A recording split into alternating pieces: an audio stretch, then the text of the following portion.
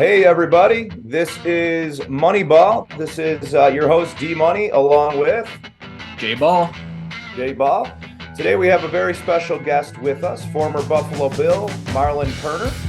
He was nice enough to come on the show and chop it up with us a little bit. We're going to share a little bit on the draft. We're going to talk about how the draft was back when Marlon was drafted, which was what, 45 years ago, Marlon? Not that far ago, but it's been a minute. It has been a minute. Back. Who was that guy? Jack Dempsey? We didn't have leather helmets back then. We didn't. We had the big shoulder pads though. There you go. And just get a little bit of info. And talk to him about projects he might currently be involved with, and get to know him a little bit. First of all, thank you very much for coming on with us. We greatly appreciate it. Thank you both for having me. I know Marlon. I've known him, I don't know, 15, 20 years maybe. Yeah, we go way, way back. Go way, way back, I've known him for about 15 or 20 minutes. So tell us a little bit about what's going on now, Marlon. What are you up to these days? So currently I am the community director for a nonprofit called Entrepreneurs Forever. So we came to the Buffalo area a couple years ago now. And really what we do, being a sports guy, excuse me, I like to say it's like your own personal business locker room, right? So when I explain to people like what we do is we take a peer-to-peer model and put it with entrepreneurs who are looking to grow and scale their business, but maybe don't have the resources to say, you know what, I'm gonna go buy and pay for a mentor. Or I'm gonna go and take this course. Or I'm gonna go here and get this. So we really use this peer-to-peer model to kind of bounce ideas off each other, to have the accountability that's needed, to talk about maybe some of the things that I, as an entrepreneur, may have gone through and share my experience with you to help you get better in running and managing and growing and scaling your business. And the best thing is we fundraise already. So anybody that joins our program, it's actually free for them to be a part of it. And it's a 3-year program. Yes. That's so it's a pretty really cool concept. It is, yeah. I didn't know you were doing that at all. It's not a water hose, right? Like your normal stuff that you do for entrepreneurship is like, hey, you get 6 months or you get 8 weeks or, you'll get a year max, and they give you all this information and you're like, okay, I hope I can take really good notes. I hope I can get this down. But some of the stuff never really pertains to you at the stage where you are when they give it to you in your business. Right, and exactly. It's a once a month. It's via Zoom for 2 hours. And we really just like to say we give you a chance to work on your business instead of always working in your business. And really all we do is just give you the group kind of drives what we're going to talk about and how we do it. But we kind of have a facilitator that will lead the discussion. We talk about it. We can do anything that you need. We can do it, talk through all those things. We can do issue processing. So if you say I'm struggling with this, we can talk through why you're struggling with it, ask those questions, give you some really good insight, and help you make the right decision for your business. And so I love what I get to do because I get to meet a lot of really cool entrepreneurs and really cool people in the Buffalo area. That was my next question is where, I guess, are you finding, or you're not, I guess you wouldn't call it recruiting entrepreneurs, right? Or how do people hear about you and get involved? Sometimes we recruit. I'm backfilling a few spots that I had from some people that just their businesses went a different direction. They're like, hey, I've got to go take care of my business. And I'm like, go run your business. That's the most important thing. Yeah. And we'll be here when you're ready to come back and touch base with us. But anybody that's looking to really touch base with me, they can shoot me an email. My email is MKERNER. That's M, the letter M, KERNER @4, and then the word ever.org. Awesome. And we'll put that in the description. We'll put that in the description for everybody. That is awesome. Yeah, no, that is a really cool thing. I didn't know. I knew you always got your hand in something, man. You always. I just wanted to help people. Rolled up all the time, Just trying to get in that entrepreneurial space. It's a lot like athletics, right? And so when I transitioned away from sports the second time, I was like, what can I do that's really similar to sports, but maybe doesn't mean I'm traveling every weekend and doing all these things. Yeah. And so really, I wanted to have that balance back with, as we were talking earlier, like my son was graduating from college. My daughter was about to start college and was playing basketball at Hilbert for a year. And then my youngest was graduating and playing football and track. So I wanted to make sure there to see that all those and be hey, I'm cheering all of you on. And so this role allowed me to do that. Yeah. Yeah. And now, obviously, being a professional athlete, there were times where you weren't able to do that in your life, right? And you were away from the family. And if I'm doing the math right, the kids were, so your days were what, mid-90s? Mid-90s. So luckily for me, my kid, I was not married and had kids yet. So I got to really focus on football. But then when I went back as the director of player engagement, yes, that was like playing football all over again, because you travel with traveling the same way. Everything, you're on the same thing all the time. So that was like playing football again. So I got to get that experience of what it was like if I was married and had family that were a little older. Traveling, now I would say Coach McDermott and the staff, and Brandon Bean, they were like, hey, listen, as much as you can, go support your kids, go be there for it. But inevitably there's going to be times where like I can't, like there's just going to be something that I miss, something I got to go to. I've got to travel. I've got to go here. So you kind of just miss some of those things. And you take that as it comes. But once that happened, I was like, you know what? I got to see all of my daughter's college basketball games, as many as I could that I can drive to and make to. I got to see them. So that was really cool to see. That's me too, man. I'm absolutely a family first, work second, I just think, and people can have different opinions of that based on what you do for a career. I think for me, not being a professional athlete might shock a few people that I'm not, but that time, even anything you do where you got to separate, your job, whatever it is you're doing, whether you're running your own business with family, is a very tough decision, right? Because we all have bills to pay, and we all want, if you're prideful, you want to be the best at what you do if you can, but you also want to separate. Like right now, for me personally, I'm able to go and coach my kids baseball almost every day. He's doing travel hockey, and it's just so important to me that I'm part of that. So I definitely dig what you're saying, and I actually respect the fact, that you were able to see that and say, okay, this is what I really want to do and be successful with it, man. So that's really cool. Yeah, that's awesome. Now you were part of the Bills alumni, right? Yes. Yeah. So when I went back to the Bills, I want to say 2015, 2016, 2015. I got the ability to really, or 2016. I went back there and I came in as a role of director of alumni. We had, what had ended up happening was there was Joni Graham and Jerry Butler had been there for a long, long, long time, and then they left and took other opportunities. And so as things go on and change, there was really nobody dedicated to really, really trying to build those bonds and foster a relationship with guys as they come and go. Right. Yeah. Because this business can be brutal. It can spit you up. It can chew you up and spit you out real quickly if you don't really understand what it's all about. And so whenever most guys leave, it's not on good terms. Like you're going to get released. You're going to leave because of an injury. You're going to feel like they could have done something differently as an organization to take care of you. And so you have to let all that time pass, let the emotional state get by. And then what ends up happening is most guys, when they get older, if they don't play long enough, they want to bring their kids and their family back to say, hey, I played here. I played 4 seasons here. I want you to see what this is all about. It's got to mean and so we were tasked with I was tasked with trying to do that and start that.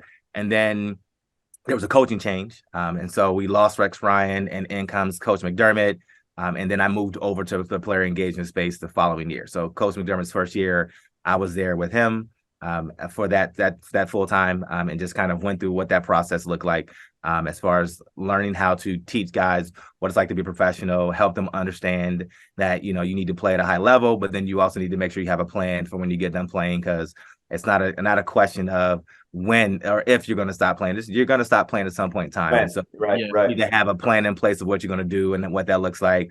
Do you need to go back to school? So you would help a lot of the younger players. You would help a lot of the younger players out with that, as far as, hey, let's try to get something set up with you in the future, because that's so important. It's so important, and I think for me, I got to kind of watch it and kind of help them from a vantage point of having gone through it, right? Because what they have now and the support they have for players is immensely different. And I'm so happy for the players now. And so I'm not one of those guys that's like, man, I wish we'd had that. It would have been really cool to have that when I transitioned. But I had a really good support network. And I made my own choices, and I can live with those decisions of like, I was like, I don't want to be in sports. I'm like, I'm getting away from sports. Like, I'm gone. Like, I don't want to be near football. I don't want to coach football. A commentator or anything like that. Well, I know you played with the Bills for a few years. What led to What led to you stop playing? Double ACL. So I had the distinction of tearing my left ACL. Was having a really good season my third year in, and was really just kind of thinking like, all right, if I could stay healthy, this could be a good year. I was coming up on that restricted free agent, so teams could make an offer, and the Bills had the first right of refusal. And the crazy thing is I don't tell this story too often. So we were playing the Jets, ironically, and my agent was really good friends with the general manager of the Jets. So I had met him plenty of times. Whenever we went to New York, if my agent was there, we would get together with dinner. So I knew their GM pretty good. Had some dinners with them a few times, so I kind of knew what they were looking for. And I was having a really, really solid season that third year. We went 6-10, but I was playing pretty well. You were, yeah. We looked into my that. Agent was like, "Hey, I just got the phone with the GM, and he's like, hey, they're looking at, possibly making an offer for you because, they want cornerback help. They're in there. So I say, they're talking about blah, blah, blah, this. I'm like, okay, cool. Like, don't tell me. I don't want to hear anything. Don't tell me numbers. I don't want to hear anything. Knock on wood. He's like, stay healthy. Just, we had 3 games left. Literally 3 games left in the season. Marlon, you had one job. One job. Stay healthy. And so literally we get there. He calls me like on a Tuesday or Wednesday. We have this conversation. I get there and I end up tearing my ACL against the Jets, ironically. Against the Jets. Come back. Yep, against the Jets, the team that would have probably tried to put an offer in to see where I would go. And then I tried to rush back from that ACL injury. So they were like, we need you. We want you to come back and play. I literally had 9 months. Like I had surgery in December. And for me, I made the one decision that I made this decision was I had like 3 classes left. So when I tore my ACL, I was like, you know what, I'm going back to graduate. It's like, just in case this football thing doesn't work out, I'm taking my 3 classes now because it's the off season. I don't have anything to do but rehab. So I went back to Ohio State. I did my rehab there for the first 3 months. I graduated that March, came back, and then was here just doing all the rehab, trying to get healthy. And then literally went out to San Diego and tore the other ACL in my right knee in that first game.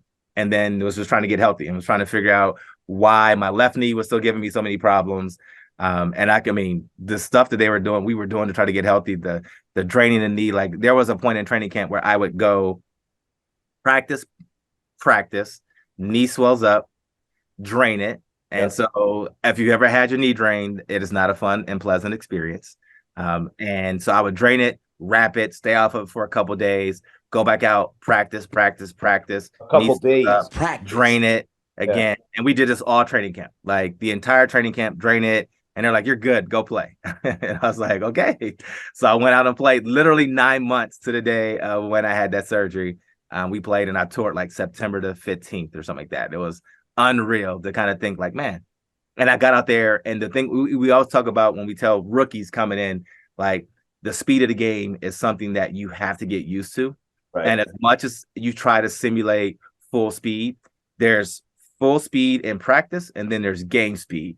And so I could run full speed in practice as good as I could, but there was no way to really replicate game speed. And I didn't really get a chance to play in too many preseason games just because of the way the knee was acting up. And they were like, we don't want to risk it. We know you can play. So that was it. So when I got in that game, it was trying to do something that I hadn't done yet. And my body was like, hey, we can run, but we can't run the way you think you can run and that you want to run. And so it literally swelled up during that game. So that was game one. That was game one. Game one. Yep. Game one against San Diego out there. Ryan Leaf was the starting quarterback. There he is. We got to get a Ryan Leaf in there, Rand. I'm so glad that just happened. Well, so who was Junior Seau was probably on that team right then too, right? Seau was on that team. There was so many. Yeah, they had a good squad. Now, Marlon, after that happened, and I don't want to get too much into it because I'm sure it's there's 2 sides. I'm a huge karma guy, right? I believe in karma, and I believe in things do happen for a reason in my mind. There's no question, right? Now you can say, well, why did I have an injury when I was in a contract year or whatever it was? But you have such a good attitude. You never took that as a why me or a this is what could have been, and then went down the wrong path, right? So many athletes after that does happen to them, you know, you hear these stories, or you see it's almost like a VH1 behind the music, but for athletes, about how they got hurt. And then from there, personal life, everything else took a downward spiral, whether it be drugs or the wrong people. You know what I'm saying? Right. Because that's a huge mental, you know, that's a big mental F, right? If we're trying to keep PG always on this, but it really is. And to keep your composure, you know, I give you props, man, because that could not have been easy. And I'm sure there's times where you even said to yourself, like, man, what's going on? This is happening to me. Why me? Type thing, right? Yeah, I mean, I didn't think of why me. I never thought that it would really end my career. I think, you know, when you're young, you don't know any better, right? You're just like, oh, well, they're like, well, this is going to be hard to come back from. And my mindset was, well, I'm going to be the one that comes back from it, right? Okay. All right. That's it. So still had that it doesn't work out. You kind of like, okay, it didn't work out. Like, I didn't get mad about it. I think the thing I was mad about more than anything was I was probably more mad about me. Of like, well, you should have done this differently, or what if you had done this? Like, you know, you should have made this decision, or you should have done this, or if you hadn't rushed back too soon. Then I was like, well, you know, I can't really complain about it because what would you do? Like, I would have done it over, you know. And I think as I got older, I just kind of looked at it and said, you know, my grandma used to always tell me, you know, you can't cry over money you never had, right? So, you know, the thought of, hey, we might offer you a contract in the future sounds great, but they didn't actually offer me a contract, and I didn't sign that contract, and I didn't have that type of money that they were saying they were going to give it to me. So to me, it was like wishful thinking. So I wasn't going to cry over something I didn't have. I knew that I was fortunate enough to grow up in the era, I guess if you say fortunate enough compared to the guys now, but we always knew like you had to get to your second contract to say, I'm going to have generational type money. 100%. So I always knew like if I don't get to contract 2, I'm probably going to have to go get a job, right? Like 100%. No matter what, I'm going to get a job, I'm going to work. So I was fine with that, you know. And then as I think about it, you know, and you kind of go down that path of, well, what happened? Well, what about this? I think somebody asked me, well, are you sad? I'm like, no. I mean, because the person that I am now is because of everything that happened. And so if I didn't go through that, I'm going to be somebody totally different. Like, I'm not going to be me. I'm not going to be who I am, where I am now. I'm not going to have the family that I have. You know, I mean, I met my wife because of coming here. You know, I have 3 kids now, 3 beautiful kids now, you know, good family life. And so I think like what that suffered, what I have that now, and what I be as grounded, the grounded individual that I am now, had I achieve all of that success, you know. And it certainly humbles you, right? To a point. Humbles you. And you just kind of like, you know what, it is what it is. Like, I can't get mad about things that I can't control. Like, for my ACL, like, yeah, I could have made different choices. And so you learn from that and say, okay, if I can help somebody make the right decision and say, hey, man, look, if you're not 100%, don't go out there, right? Because when you get out there and put game film out and you're not 100%, they're going to base that off of you playing and assume you're 100% because you went out there and played that way. Well, so, respect, man. So, I mean, really, what I want to say is respect, because to keep that attitude, man, I really, really do give you a lot of credit for that. So I know, Jay, I'm going to let you dive in. Jay was really interested in your thoughts. Jay, I'll let you go ahead and ask him a few questions you wanted about I think the draft this year, right? Yeah. Yeah. I mean, obviously we just had the draft, and, you know, so I wanted to see what you thought about the Bills picks. You know what? I think their picks were interesting. It's hard to give it a grade. I always like to wait and see. I'm the wait and see now, right? Because you know, you take. I love the first 2 picks, right? I like the first 3 picks. I think they all filled certain needs that they were looking for. But then you still say, okay, I need a middle linebacker. Who's that person going to be, right? Now I know some of the guys still on the team from having been there, so I know they've got guys that can come in and play. And I'm looking forward to see what Terrell Dotson can do and bring.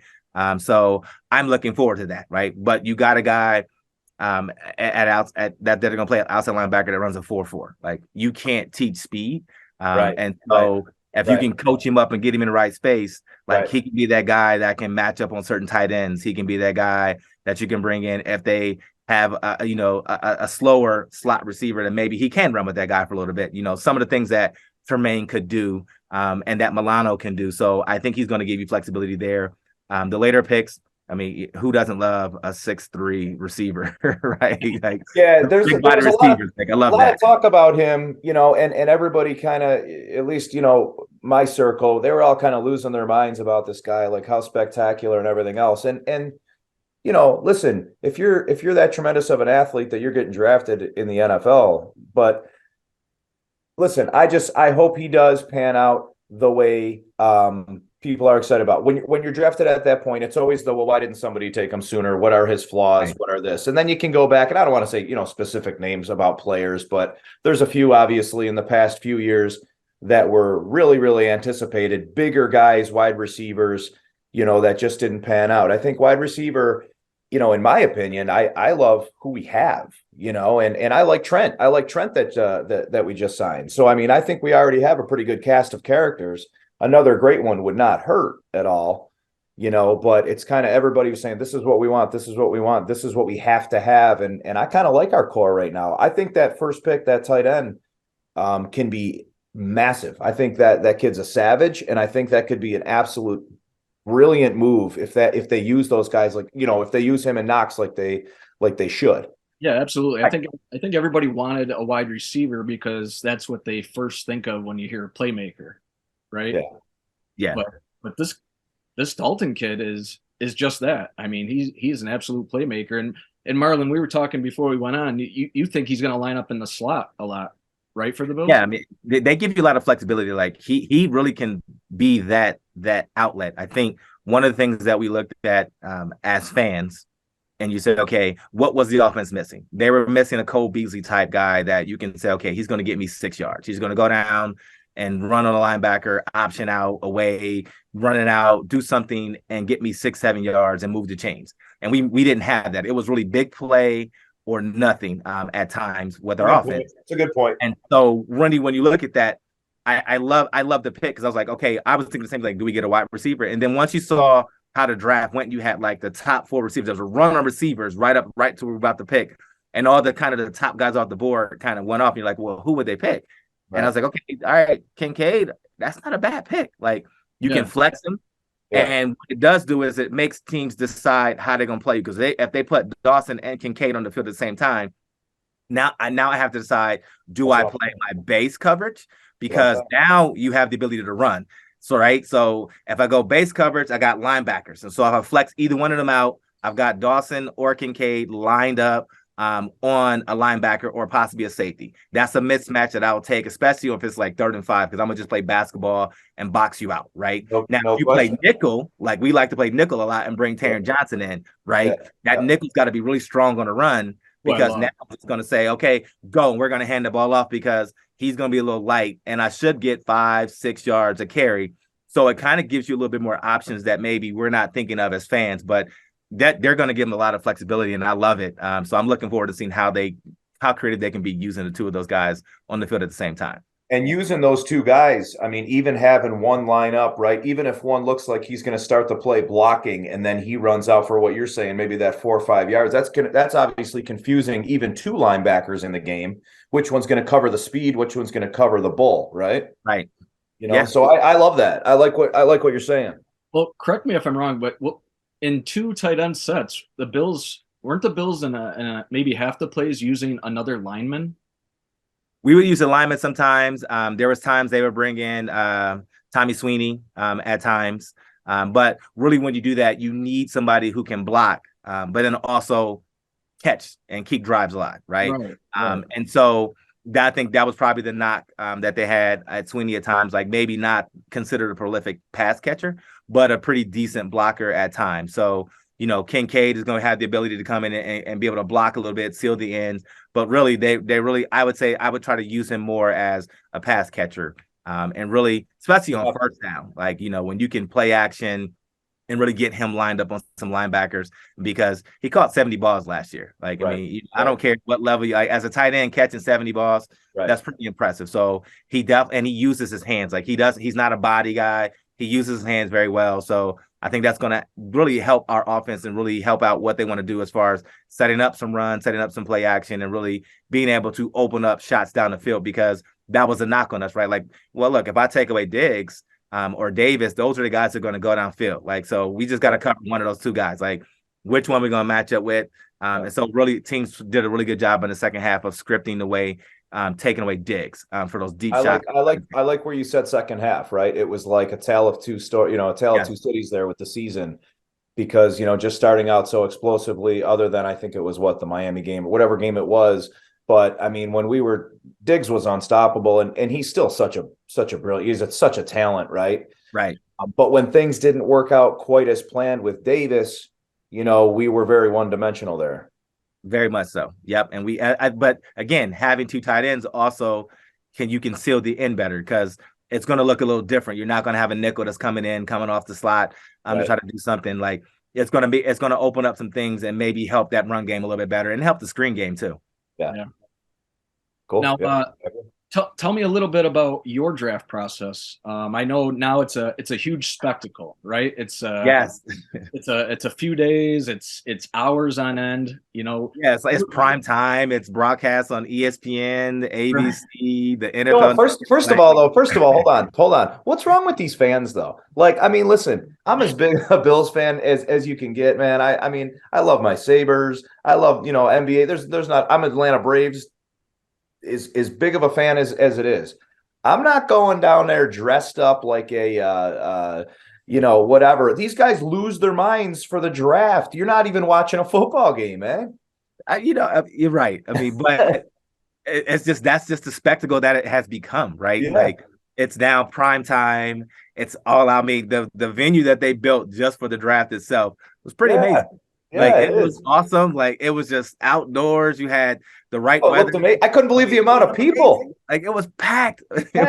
Like seas of people, like a concert. But Jay, back to what he was asking. Like I guess I think you Bob Dufert me, was it? That's a Bob Dufert. Yeah. Whenever I switch subjects like that on him, he calls it a Bob Dufert. Well, I call it a Bob Dufert, but I do it often, Marlon. Yeah. But go ahead, Jay. Now you were drafted in what, 96? 95. Okay. So what was it like? I know you were drafted in the third round. Yeah. So for us back then, the draft was on ESPN and it would come on at noon. And so you would have your first 3 rounds until it ended. So it could end at 11 if it went fast. It could end at 11:30. Most of the time it was like 11:30, almost midnight of when the first night would go off. Was there no time limit for each picks? You still had like the 15 minutes. And it was still all the kind of what they have now was still in place. It was just a long process. They would just kind of speed it up. And you're just like, okay. So, but it would be like from noon to like 7, it would be on ESPN. And then at 7 p.m. it would switch off and go to ESPN2. And so I remember watching it because I'm in Ohio. So, you go through the whole prospect, and you're like, all right, or the whole process rather. And they're like, okay, they're going to tell you like, hey, listen, the NFL gives you a card and says, okay, based off of your performance and everything else, we project you're going to go here to here. So I had anywhere from a 3rd round grade to anywhere from 3 to 7 is when I was going to get picked. Right. So I'm like, all right, cool. So I'm just cooling. So I got up. I said, I'm just going to hang out. I had a lot of friends that I figured was going to get drafted early. So I just watched the first round to root for them and cheer them on. So, I was Joey Galloway was like the 7th overall pick in that draft. Yeah. You had Corey Stringer that was in that draft. So there was guys that I knew that I played with. It's kind of like I'm just watching them, supporting them. So, I had my friends and family come over. We went to the store, got some steaks, threw them on the grill, kind of just relaxing, just watching the draft. So you telling me you weren't nervous? I wasn't nervous because I'm like, I'm not going to the first round. You always hope like I'm not gonna go in the first round because nobody flew me out. Nobody did the those type of interviews. I'm like, okay, I'm good. I know that's not good. Right. So I'm safe here. You think like, all right, if somebody likes you, they may call your agent on that tail end of the second round. Like, hey, you know what? Our guy was gone. He's the next person on our board. We might take him. Did that happen at all? No, it didn't happen.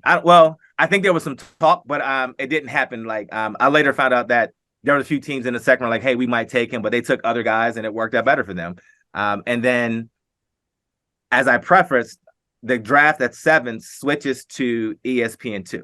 So living in Ohio, you had ESPN back then. You had to pay for ESPN2. It didn't come in your package like it does now. Right. Yeah, I remember that. We had what they had called the sports channel, the sports network. And it was kind of like all Ohio-based sports. Yep. So now I'm watching the draft at my aunt's house, my aunt and uncle's house. And I'm like, hey, they don't have ESPN2. I'm like, I just want to remind you that you got to call your cable provider and order ESPN2.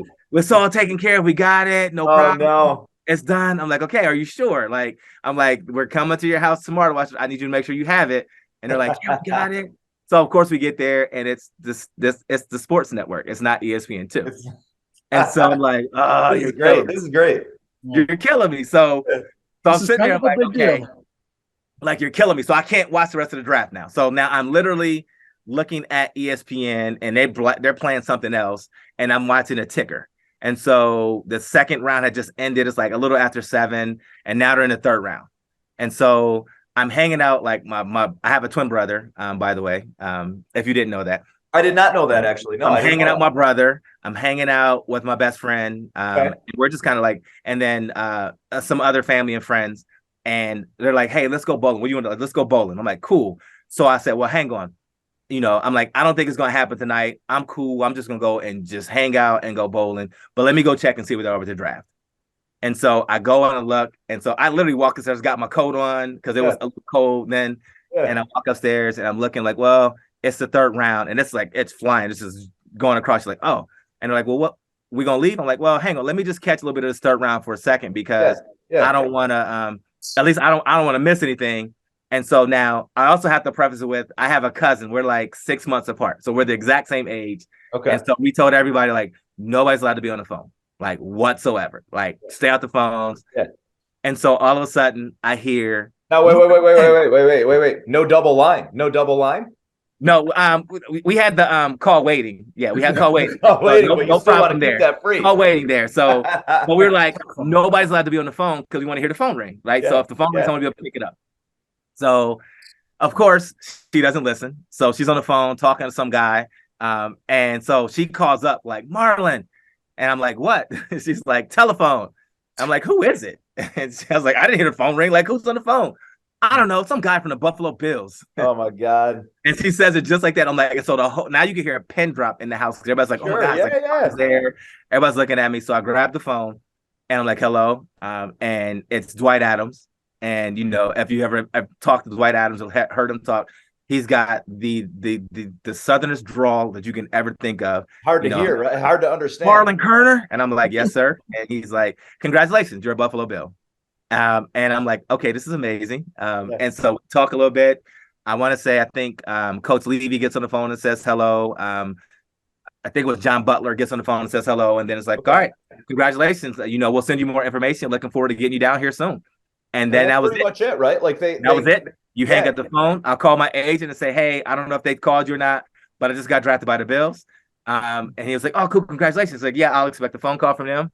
And then I went bowling. Like literally, and then you went bowling. That was it. Just went bowling. That was it. How'd you bowl that night? Probably terrible that night. Because you're sitting there, you're trying to process that you just got drafted, and it was something that I wanted to do since I was 4 years old. Like, yeah, man. Yeah. My whole thing when I was 4, like I'm playing in the NFL. And so I'm like, wow, I just got the first part of the dream. Like I still got to go make this team, but I got drafted, so that's a good thing. And I got drafted by the Buffalo Bills. And you're like, okay, but Jim Kelly and Thurman Thomas and Andre Reed and Bruce Smith. And so you're thinking all the guys that they're like, man, like this is amazing. Yeah. Right. So you just sit there looking at all this stuff like, okay. And then I said, I was like, okay, this is cool. And then you just kind of process the whole thing of what you want to do, how it's going to be, what or can it be life-changing for that, and what you want to do next, and how you're going to kind of make sure you set up what you wanted to do as far as here's part of my plan. Now what does that look like next? And so that was bowling for me, was just fun. I was probably a little anxious and bowling a little hard. I had a little extra adrenaline going. Yeah. And then, just went home and went to sleep, and then that was it. Like I came back, got up Sunday. There was a few news outlets like, hey, can we interview you? I'm like, sure. Yeah, of course. That was it. That's how I spent that weekend. And then I was still in school, so then I went back to class on Monday and finished my classes. Okay. I could finish that quarter. So that really. So you're drafted to the NFL, and you go back to school and finish your classes that Monday. Yep. I still had because we didn't get done until June. So I just went. I had class that Monday, and I was running track with the track team still. So I just went there. I was like, okay, cool. I know I'm going to go play football, and that's it. So I'm going to go to track practice. I'm going to class, and I'm going to just take care of the rest of that. That is a great story, dude. That's a great story. So being that you're a mentor for a lot of people now, do you have somebody that was a mentor to you when you came into the league? I think the person that probably helped me the most, and I still touch base with him, is Jerry Butler. And he was a wide receiver from Clemson, drafted by the Bills, and played, I want to say, 7 or 9 seasons, somewhere between 7 or 9 seasons. And he had a significant injury that ended up costing his career. And so he had a really good relationship with Mr. Wilson and the organization. So he ended up coming in and being kind of like that director of player engagement before it was really like director of before player engagement became really big. A lot of teams didn't have it, but we did. So he was that person that we could talk to.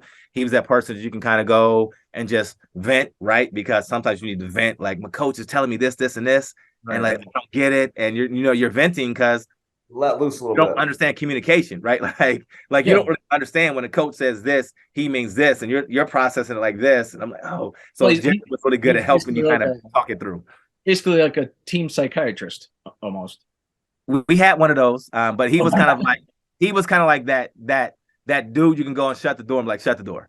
And then we could talk in confidence. Like, I just need to vent and get this off my chest and be like, I don't get why they're doing this. Yeah. Look, this is a business. Like, you trusted him. It was a guy that you trusted, right? Somebody you could trust it up and know that it wasn't confidence and know it wouldn't go up and wouldn't be held against you. Now, who was so 95, 96 Bledsoe? Jim Kelly. Was it Kelly when Kelly was 95, 96 then? Kelly was 95, 96. And then but I came in. So I came in the draft class. It was Reuben Brown, the first overall pick with us. And then there was Todd Collins. That Michigan guy. Todd Collins, man. Yeah. And then I was the 3rd round pick. I was the first of 2 3rd round draft picks because it was myself and then Damian Covington. And then a really good friend of mine that I still talk to now to this day, Ken Irvin, came in the 4th round out of the University of Memphis. And then they drafted a few other guys. We had Justin Armour, Tony Klein at tight end, and then Derek Holmes was the last pick. I remember Derek Holmes. Yeah, I liked him. I liked him a lot. Now, Reuben. I mean, Reuben's still a local guy. He's over at the Big Tree getting wings all the time, riding his Harley around, right? Is he were you guys? I think he's gone now. He moved away from here. Oh, he did? Yeah, he's not here anymore, but he's back from time to time. I see him every now and then. You hear a lot then, because he comes back, but yeah. Him and a buddy of mine are pretty close. And I actually thought, how long ago did he move out? I want to say, unless he came back, but he was gone because he had moved down. He had a house down in the Hamptons. So he was like, I'm getting out of here. So he had moved to the Hamptons. So, but I mean, it's not that he comes back a lot. Marlon, I got a trivia question for you. Okay. You were drafted in the 3rd round, number 76 overall. Okay. Yeah. Who was drafted 2 spots ahead of you? I'm not sure because I didn't have ESPN2. The man was getting his bowling shoes ready. Hall of Famer, running back, Curtis Martin. Good dude too. Good dude too. He's a great dude. I got a chance to meet Curtis Martin. Frank Reich and Boomer Esiason were doing that for a while, and I don't know if they're still doing it. Basically, now it's almost NFL Man of the Year honors. Before it was that, they were doing something. What was that called, Marlon? Do you remember? It was Frank Reich, the Call to Courage. Call to Courage. He still does that. Okay, he still does. So this was in Buffalo. I'm not sure where he's doing it now. And Curtis Martin was the guy that year. And it was a pretty small group that got invited. A friend of mine had gotten me in, and maybe 100 or 200 people in the room only. And Curtis Martin came up, and he started telling the story about how he got involved in football, and the fact that he hated football, basically. He said he did not like the sport. It was like one of his least favorite sports, but he was just really good at it. And he said, like as far as knowing the ins and outs, he would say, no, I don't want to know any of that. Just give me the ball, let me run. And when I'm done, I'm going home. Like he was disinterested. And then that guy, man, got into a story about how his grandmother inspired him because he had found her like murdered at his house or something. Like it got into this crazy story. Yeah, he had I was at that Call to Courage breakfast. Oh, you were there. Okay. His story was amazing. Like you did not know. I was captivated. So like for however he was a half hour, and I was like this. Yeah. I mean, he was a great interview, if you want to call it, whatever. What is that? Curtis Martin. Curtis. Right. When he used to play for the Patriots. Yeah. Yeah. I see. He's always a Jet in my mind. Well, it's funny. Drew Bledsoe was my favorite player growing up, and so I followed the Patriots. So Curtis Martin came to Buffalo for an autograph signing. Sorry, I gotta throw in the boo at the Patriots. Boo, Patriots. It was Drew Bledsoe, man. Drew Bledsoe was my favorite, but then he came to the Bills, and I became a Bills fan since then. And, okay, all right, that's fair. That's fair. Absolutely. Marlon, do you still keep in touch with any of the guys from Ohio State from back in those years? No, not really. I haven't been back home in a minute. I need to. I'm friends with everybody like on social, for us old people, as my daughter tells me, Facebook is for old people. Me too now. So, so I touch base with guys, and I still touch base with a few guys. Like they'll message me, but I haven't been back home in so long to kind of catch up and get in person with those guys, and we need to because we just lost one of my teammates. His name is Demetrius Stanley, and he passed away from prostate cancer. And so, you don't think about like, man, like when you're in your 20s and you're in your teens, you don't think like, man, like he's not going to see his daughter grow up. And so now I'm really more cognizant of the fact that time is precious, especially now that I'm older. So really need to make sure that these moments count. So I'm really looking forward to reaching out to those guys when I get back home. It's like, let's get together for dinner. Let's just touch base and see how you guys are doing, because tomorrow definitely is not promised. Dude, you're hitting it, man. Every day I think about that. I'm 44 years old now, and the time thing, what you're saying, if something happens or somebody passes away, it shouldn't take that, but sometimes it does, right? To really make you slow down and be like, wow, this is going too fast, because your kids are grown up. I mean, I got a 9-year-old, a 7-year-old, and a 3-year-old. And every time I turn around, they're doing something, and it's like it really does. Everybody tells you how fast it's going to go, and it really does. It does go by fast. Like you blink. Like I smile because I'm on the even year birthday this year, so we're gonna have 22 in July, 20 in June, and then my youngest just turned 18. So I can't believe your kids. I'm just like, wow, like I cannot believe your kids are that blows my mind. Hey, listen, you still look great. Like you still look like it. It's called shaving off the gray hair. Just get smart and just go clean shaving. You're still a handsome man for sure. Well, appreciate it. You played with some awesome guys at Ohio State. I mean, Eddie George was on your team, right? Eddie George, Sean Springs, from Joey Galloway, the late Terry Glenn. Now, crazy thing is Terry and I went to high school together. Terry, I was a high school quarterback, and Terry was one of my receivers, and I would throw the ball to Terry, which is crazy. So we laughed because then I went to Ohio State. And then a year later, he came to Ohio State, and then I made the move to corner after going to their football camp, which is a crazy story in itself. Like I had to cover him. I had to cover him. Like I had to cover him from Joey Galloway, and I was so much faster than Terry in high school. And then all of a sudden, like when he really came into his own, I was like, oh my gosh, like he can flat out fly. Like, yeah, but you were never faster than Joey. No, nobody was faster than Joey. Nobody was faster than Joey. Joey made me get faster. Like Joey ran literally. I can tell stories about this guy just being a freak athlete. Like Joey ran a 4.4 electronic 40 with a parachute strapped to his back after tearing his ACL. Yeah, that fast. Like just unreal speed. Like he had a speed. He made me get faster because Joey was the type of guy that if you were even, he could still run by you. He had a whole nother gear. You could never really outthrow him. And so literally like the first time covering him, we're running a post route and I'm running with him and he's like this. And then the ball goes like this. I'm like, oh, this ball's overthrown. And he went and turned on the jets. And I was like, oh my gosh. So I had to learn how to run faster to cover him.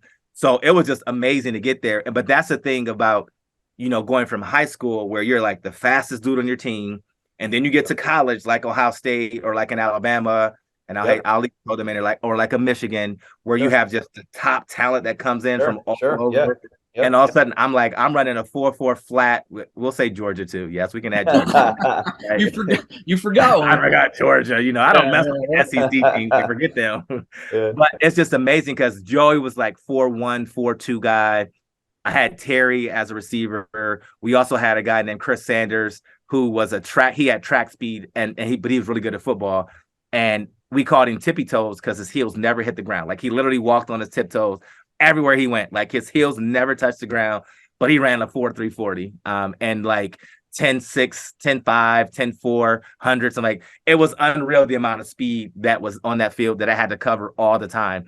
But it made me better. It made me kind of figure out how to really play the position. At least I was just going to say that had sorry, Jay, that had to be a big part of, I mean, listen, when you're covering those guys, practice or whatever, man, of course you're going to get better, right? Absolutely. And it's going to build your confidence because you go out, one or two of those plays where you do, you get in there and you knock one away from Joey, man, that's your confidence skyrocketing as well. Yeah, but it also helped you as you got better. You knew scouts were coming to watch those guys, so you had to then elevate your game. So practices and one-on-ones, like they became real because you're like, hey, scouts are here. Okay, it's time to strap it on. We got to go ahead and lay this out right because we got to do it. Because this is going to help my draft stock. If I look well here, then they're gonna say, okay, this guy can play. And that's kind of how I want to say the Bills kind of found me. Because they would come looking at what Joy was doing, and I had no idea that they were interested in me. Like I had one conversation with the Bills, and it was, "What did you eat for breakfast?" That was like, really? I had pancake. Yeah, like I didn't talk to anybody or anything like that. I went to my pro day, and I ran a 4.35, and like 4.36, 4.35, and Joy ran a 4.17. So everybody's looking at him like, "Oh my gosh, like way to go, steal my thunder, Joy. Thank you." And then I mean, 4.35, dude. 4.35, like, you're moving. All right, I'm a 4.35, and then, hey, you were moving. And I'm like, yeah, I was like, I finally felt healthy because I had pulled a hamstring and I wasn't 100% healthy when I went to the combine. And I was just, I'm good. Like I felt 100%. And it's like, what'd you eat? It was John Butler. He's like, what'd you eat? I said pancakes. And he said, because I slowed you down. 4.35. I did a 33-inch vertical. I did like 3.9 on the short shuttle. And then they were like, okay, you had a good day. I'm like, okay. I'm like, cool. He was like, you should eat pancakes more often. And then I ended up getting drafted by them. So it was crazy to just think of how that process went out because I really had no clue that Buffalo was interested in me at all. Well, bro, those are big time numbers too. What you just said, man. Those are guys. I mean, guys don't do that now. Those are killer numbers. Those are killer numbers. Jay, you have anything else for him that you'd really want to ask? I have one more question for him. Do you have anything else you want to ask him? No, go ahead. I mean, honestly, I could talk. Literally, I could talk to Marlon all day, right? But I could call him tomorrow and talk, right? So this is for Moneyball. So I want to know your thoughts on what you think of the money that these players get now. I guess not only that, but not only is it outrageous or not, because I think we can all agree it's outrageous, right? But it's kind of keeping up with the Joneses, and you use that in a more broad retrospect, right? Whether it's NBA, the Joneses being NBA, MLB, right, and then NFL. The money these guys get now, even third round draft or whatever it is, like you said earlier, you had to wait for that contract. And that still holds true in a few sports. But I mean, to see contracts like 5 years, $300 million. I mean, that stuff, I think, wasn't Jim Kelly the first $1 million contract ever in the NFL? I'm not sure if I thought Joe Namath might have been the first guy. Okay, well then I could be totally wrong, but I think at the time Kelly's contract was the biggest ever. Then he was one of the biggest ever, and he and Bruce always had a chance to kind of go back, and they knew how to leverage their play to go back and renegotiate their contracts and get extensions and get more money. So so I think Joe Namath was the first person to have like $1 million contract. All right, right on. And I know a lot of what you do too is managing these young cats' money, right? Like you're the older god now. I kind of help them understand that it comes. So what the league has done, which I love what they did, was they kind of changed it and went into a 34-week pay schedule. It used to be 17 weeks. So you can imagine taking a kid who maybe doesn't have the financial literacy that they need to handle the type of money they're about to get and not really understand that, hey, listen, you're going to get paid in 17 weeks, but it's got to last you for 52. Right. You won't see another paycheck like this until you get through week 1. And then you get paid again, because the way it used to work was you go through training camp, you get a little bit of stipend that they would give everybody. That's always the same based on where you are, like year 1 and 2 gets this, like if you're a veteran you get this, but Okay. you don't see your money until you get through week 1. So you play a game on Sunday, get your checks on Tuesday or Wednesday. Tuesdays was normally the paydays for us, right? So trying to help guys understand, like, look, you got to pay your agent fees, you got to pay all the stuff that you got to do. If you got an apartment here, you got to pay that for 12 months. But then if you leave and go train somewhere else, you got to pay those training fees. You got to pay all those things. You got to get an accountant. Like New York State never takes enough money out, so you're going to have to write a check for them at the end of the year. Like all those things that guys don't think about, and then say, okay, like make sure you stretch your money and then budget it out, like for the rest of it, right? Because you can't take care of all your friends. So we just try to have conversations like that. Now their last money ends in March, so it's a little bit different because they space it out a little better, so they get more money throughout the year. But all those things are just trying to help guys figure that part out. I'm not mad that they make the amount of money that they make. I mean, you could always argue, like, there are definitely more deserving professions that should get paid more money, like teachers, and firefighters and police officers. Yeah, I was going to say, police, doctors, whatever. Definitely get paid a lot of money, right? Yeah. But I also understand that this is the entertainment business, and when you have TV contracts that are in the billions and owners are raking over, like, they've got to find a way to kind of divvy up this money amongst the players, right? So I liken it to, I love the fact that guys are getting paid now, because in my era, a lot of guys didn't make enough money, and even the guys before me, like, they had to get second jobs, right? Like, I grew up in the era where I would talk to the older guys and they would say, we had a second job. When I would talk to Booker Edgerton or Charlie Ferguson, or some of those guys that played back in the 60s and the late 60s and early 70s, they talked about what it was like playing in the NFL. And how cool that you got to talk to those guys too. Yeah. So you talk to those guys and kind of figure out what that looks like. And then you kind of understand, like, what the league is trying to do is they understand, because realistically, the average career is still only 3.5 years. Like, you're only going to play for 3 years. So they're trying to front load you with enough money to say, if you don't make it to this next contract, then, okay, hopefully you're smart enough to put some of this away, and you have a great head start for your next phase of life, because you're going to be in your next phase a lot longer than you are in this phase. 100%. And it's really helping guys really understand that point. So I don't get mad. Like, I think the minimum rookie salary is like 7 something this year. Like, my man Don Purdy, actually, I remember him telling me, I know he's a friend of yours as well. I remember him telling me how they were paid and how they had broke it up, and he would always give me the insides of it. So I did know that stuff. Why don't they go to a 52? Why don't they just pay it out like that? I mean, obviously, I know you're not playing for those weeks, but why don't they just treat it that way? Because of the CBA and the way the money needs to be dispersed on the calendar years for tax purposes for the organization. Okay. All right. Like, you want all that money out and accounted for this year, because the CBA goes up every year. So I don't want to have to be paying you for 52 weeks and then be like, okay, the new season started, you're making X amount, you get all these bonuses. So it needs to have a cutoff. So at least they're done by March. Like, by March, they're getting the last paycheck. So you kind of space it over 2 tax years. And so it's kind of like, all right, I'm good there. But I mean, it's one of those things, like, again, are there professions to make more money? Yes. But also, it's not a guaranteed contract. Like, there's no guaranteed contract. It's not like the NBA, where, like, if you sign a 6-year, $250 million, you're going to get $250 million. Like, crazy. Lamar Jackson signed a 6-year, $250 million with 185 or 80 something guaranteed. Yeah. He's going to get 180. Now, that's a lot of money for him. And only really quarterbacks. Like, you see quarterbacks and other guys really get those big contracts. All the other players don't really get that. Their money's not guaranteed like that. Yeah, that's what I was actually going to ask you real quick is, do you think the NFL will eventually kind of cap the quarterbacks' pay so the rest of the guys can get more money, right? Because, like, it seems like running backs are obviously getting screwed over these days, and these quarterbacks are just getting an absurd amount that obviously they're going to have more than enough money for the rest of their lives.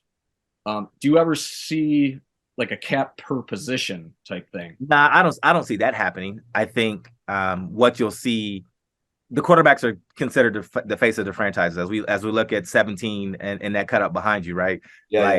He's bringing so much notoriety to an organization and to a fan base no matter where he goes. So that's like the premier position. especially on the offensive side. And you can even argue just the premier position on a team. All right, guys, take a second. Please comment on this video. There's a few ways that you can really support our channel, and commenting, liking, subscribing is definitely one of those ways. So we'd really appreciate it, and let's get back to the video. But then also could play blue-collar football. Because we're blue-collar town, and we appreciate the hard work and the grit and determination that he's shown through his career so far. Yeah, and I mean, I got to meet him a few times. He really is. He's a pretty cool down-to-earth guy. Good dude, down to earth. Yeah. Funny dude, cracks me up. Yeah, so I have nothing but praise for Josh and most of the players on that. I can't say most, all the players on that team. Like, you know, they do a really good job of just bringing in the right guys that are going to fit in well within the organization, and more importantly, that fit in well within the community. Awesome. That's awesome. Listen, man, I can't thank you enough. I know we went over a little bit as to what we told you. You know, you giving us some time, very, very cool, very down to earth. So thank you so much for spending an evening with us. Jay, you have anything else before we let Marlon go eat dinner? No, thank you so much. I gotta go make dinner. I gotta go make dinner. Oh, it's like my house, so I make. I'm gonna go cook. I do the cooking. I'm tonight's taco. It's Taco Sunday tonight because I like Sunday. All right. Like tacos for the rest of the week. Y'all can figure the rest of it out. Yeah, I love tacos. Hey, where you at though? I might come over next. I'm in Lancaster. All right. Well, let me maybe send out that invite for next week for the taco. Got you. Hey, thank you so much, man. Thank you Take so care. much. All right, We'll talk soon. All right. All Talk right. to you soon.